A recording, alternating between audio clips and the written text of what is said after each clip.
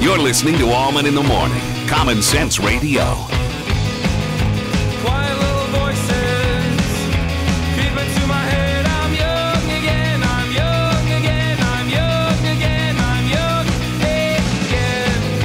Quiet little monsters creep into my bedroom wall. I'll fall for you, I'll fall for you, I'll fall for you. Good morning, you bunch of drunks.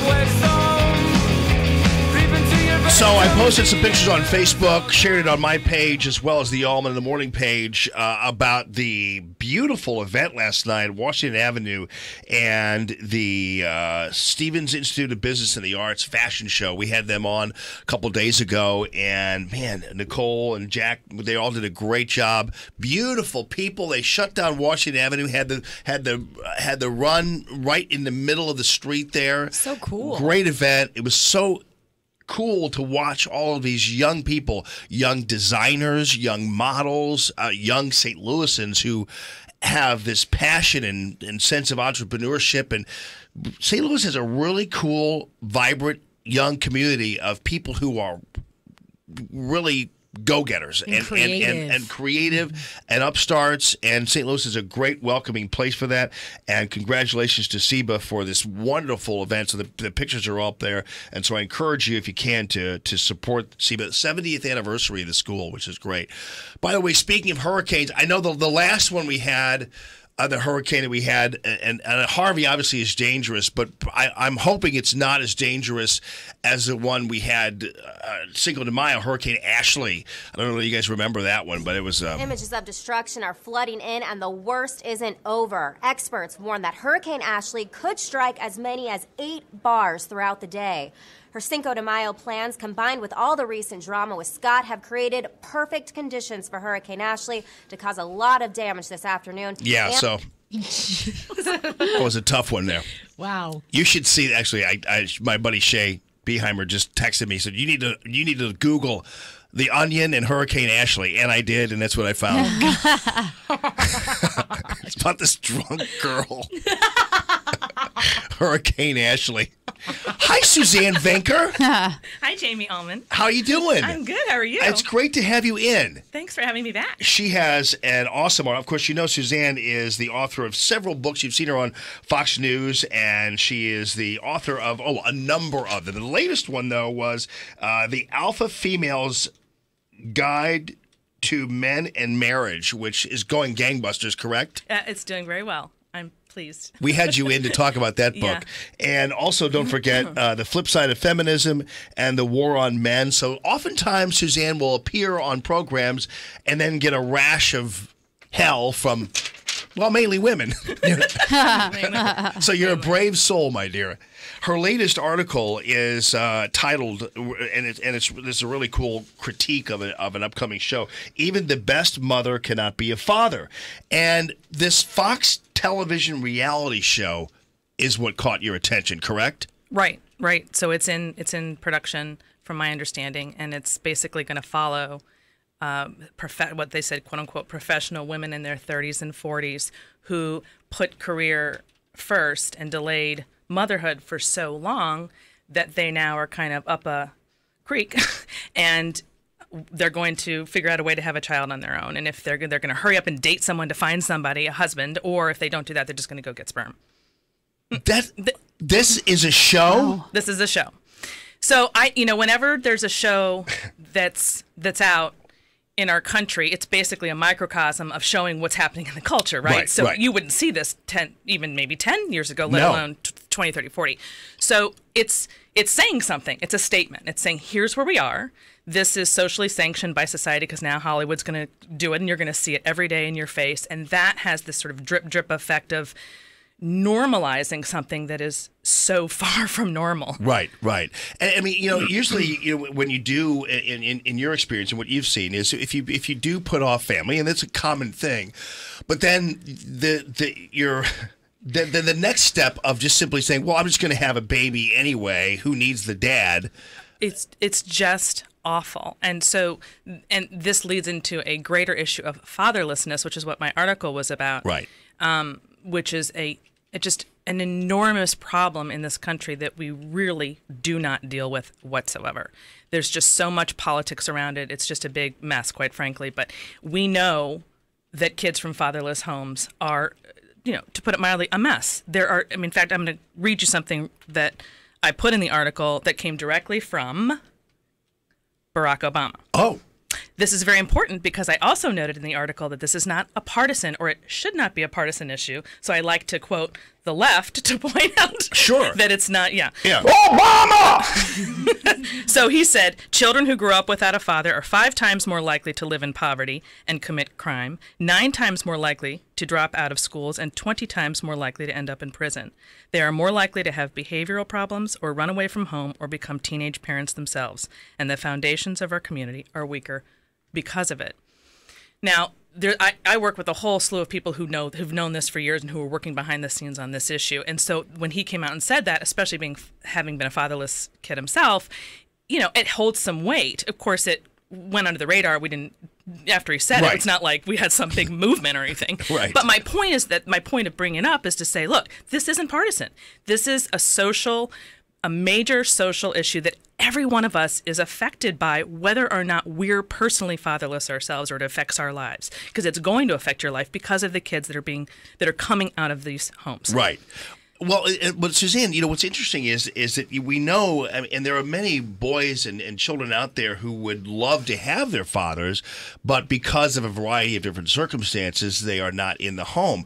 So to have a show that actually just promotes a purposeful approach to leave out the father is really seemingly dastardly, as far as I'm concerned. Absolutely. And because that's the ticket here. It's the purpose. It's that word purposefully. Obviously, there's going to be fatherless and also, by the way, motherless homes for a variety of circumstances. But you don't elevate that or shine a light on it as though it's a harmless or even good thing, which this show is doing or will do. Right. And the producers are talking about it as though this is great. This is about empowerment for women. They want to have it, quote unquote, and one of them even said something about having it all. This is a way that they can have it all. This isn't having it all. This is having, a quarter of it. Right. You're missing the huge piece, which is marriage, which is men, and which is fatherhood, as though that's not something a woman needs in her life. Right. But she can have the kid if she wants the kid because it all revolves around her. Forget about the kid's needs. Right. So that's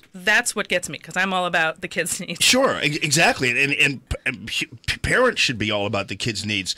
So what do you think where is the root of this? Is it as easy to say that many of the people now who are producing these shows or who are engaging in this activity of just kind of saying, hey, I don't need this, grew up in an environment where the You've Come a Long Way Baby Virginia Slims environment, where women were kind of taught, and I hate to go back to the age-old, it was women's lib movement, but it kind of was, right? It kind of is, so why not call a spade a spade? Yeah. That is what it is. For the last 40 years, we've had a status degradation of the traditional family, of the mom at home, and we've had we've pushed the idea that men are unnecessary and that women don't, quote unquote, need a man. And it's just been this slow drip, weeding men out of the conversation and then out of the family unit as though his presence, it's kind of nice, but it's not really that important because it's really all about mom. As long as kids have mom, we're good. Right.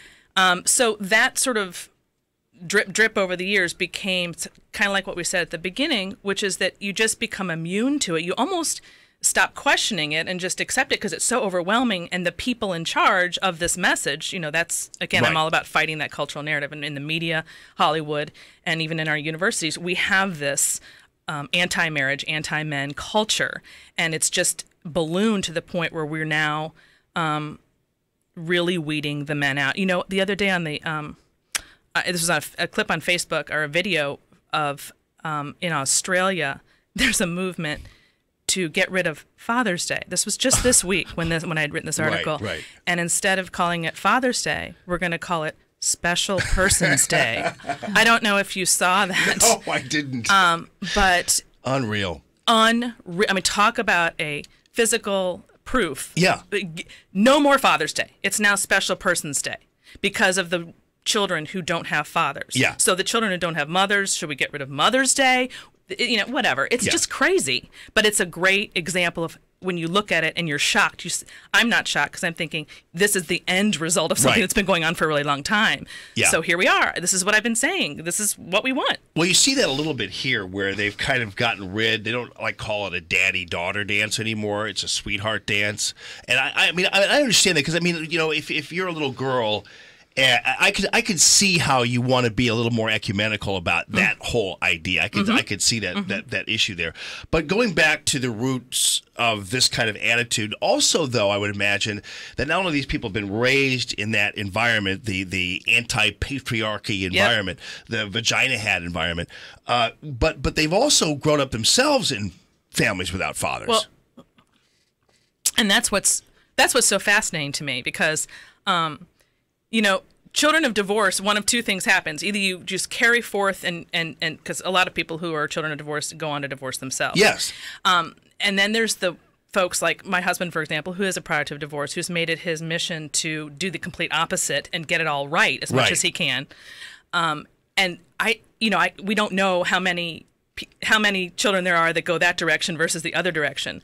But it sounds like when you look at the masses and how many children of divorce we have today who have firsthand experience of not having a father, you would think they would be doing the complete you would think they'd be operating the way my husband is, for example, not the way Hollywood's by glorifying, you don't need one. Right. When you were affected by it yourself. So are you not looking inward to see what happened, or are you not looking at the statistics?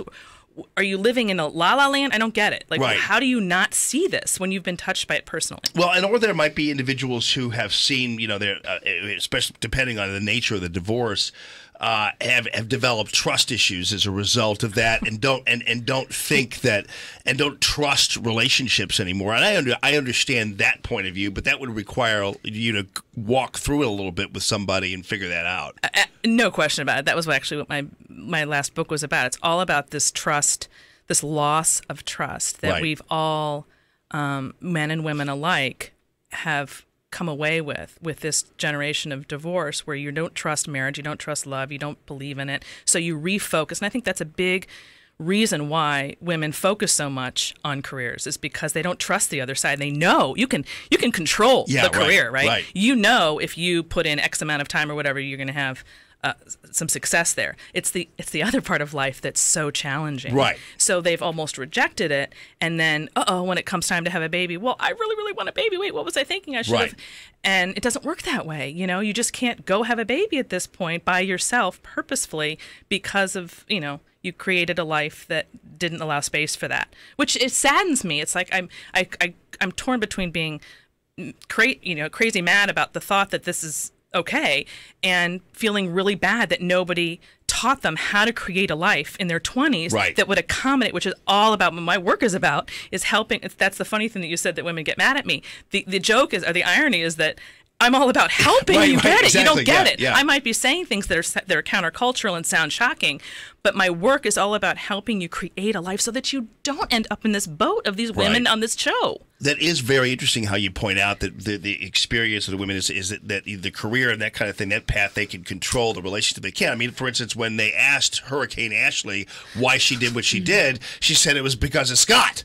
So that's the point I'm making. Now, back though to the other fundamental, and you've discussed this too, is the father absenteeism has more than just simply set itself in our modern media culture, but also when there are fathers represented in modern media culture, and I don't mean to whine about this because it's kind of an age-old whine of late on TV, the fathers are always these hapless idiots who, and even in commercials or whatever else, there's very little semblance of a strong father figure in our modern media on TV and beyond. Precisely. And that's what I mean by this drip sort of insidious, you're not really paying attention to how this is being fostered in the culture, but that's an example of it. You might have become so immune to it now, you're used to it, but if you stop to think about what you just said, there's no way that doesn't have an effect on you. That's psychologically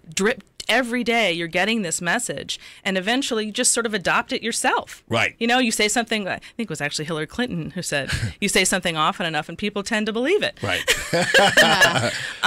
So yeah, that's part and parcel of going back to the women's lib thing that you said, and the 40 years of this degradation of men in marriage and pulling them down, rising women, having women rise, and you can have women rise, but not at the expense of men. That's my argument. Yeah. You can go together. There's a way to do that.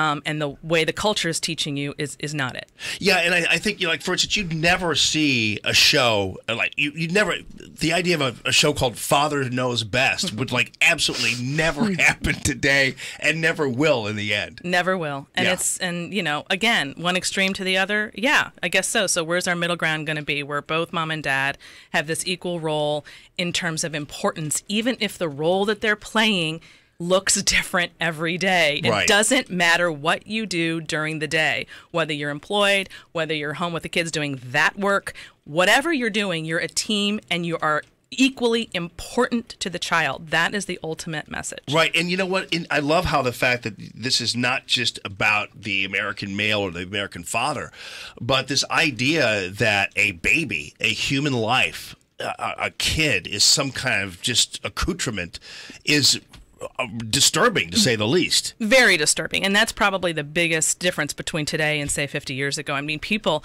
embraced the sacrifices involved in parenting in just a vastly different way, because everything was sort of tailored around what's best for the children. Even if you didn't get your needs met, your kids' needs got theirs met. And then when they're up and out, you can go find yourself again or do whatever but while you've got them there, they are your priority. You aren't the priority. Right. That just is crazy. But I'm glad you're on this. And it's interesting that a part of the problem is, and what's great about having you not only in town here, but also very vocal on all kinds of different media outlets, is that not many people notice this. This doesn't occur to people as an issue. They go, oh, there's another reality show. And, you don't want the show banned. You just want people to realize that this is not a good reflection of our culture, more precisely. And that you can create a life that's mostly what my work's about. It's trying to help you create a life that is completely countercultural, because the messages that you're getting from the culture are not going to help you. They're going to hurt you. Right. And that's what drives me. It makes me nuts to see that. And so, I lay out, here's how you do it. It's not this way. It's this way. Right. Please listen. It'll help. Yeah. I mean, and I think young women, women in general, should listen to you instead of turn you off. I get some wonderful emails that keep me going, and I just got one the other day that basically came out and said, I used to hate you. I absolutely hated you. You were the target of all of my venom, and now I've met this guy, and she tells me her story, and at the end she says, I've changed my tune completely. I completely agree with everything you say, and if I marry this man, it'll be because of you. I love it. So it's really wonderful. Well, and you've clearly had an impact, because your books sell beautifully and very well, and the guys aren't the ones buying them, clearly. Or sometimes they might buy them. A little bit, about maybe 20, 30%. But sometimes they might buy them and then leave them on the dining room table. Oh, yeah. We've talked about before. I've gotten those emails. Well, the latest one is The Alpha Female's Guide to Men and Marriage, which is fantastic. And also The Flip Side of Feminism, War on Men, How to Choose a Husband, The Two Income. That's a really good one, right? Two Income Trap. Two Income Trap. And also... I can't read this. I think that was it. Working Mothers, something they got. That's okay. All right. Well, so where can we find you on the web, Suzanne? So this is a problem. My SuzanneVenker.com website seems to not be working at the moment. Okay. But it's temporary. So anyway, that's it. SuzanneVenker.com. You have to put it on a piece of paper for later, or you can just go to Amazon or just Google my name and you'll get all kinds of stuff. Well, we're so happy to have you actually as a St. Louisan, and we're really happy that your message is being spread far and wide on all kinds of media outlets. And indeed, the latest article we'll put up there on the electric stove. Even the best mother cannot be a father. Suzanne Venker, always a pleasure to see you. Thanks for having me, Jamie. Thank you so much. All right, coming up, Annie Fry is going to be in, Jimmy Carafano, and how about a pizza crust made of chicken? Yeah, sounds good. I know Ricky Hall, who's a longtime friend of ours, and Jenna, he doesn't want me to focus on the pizza crust made of chicken, but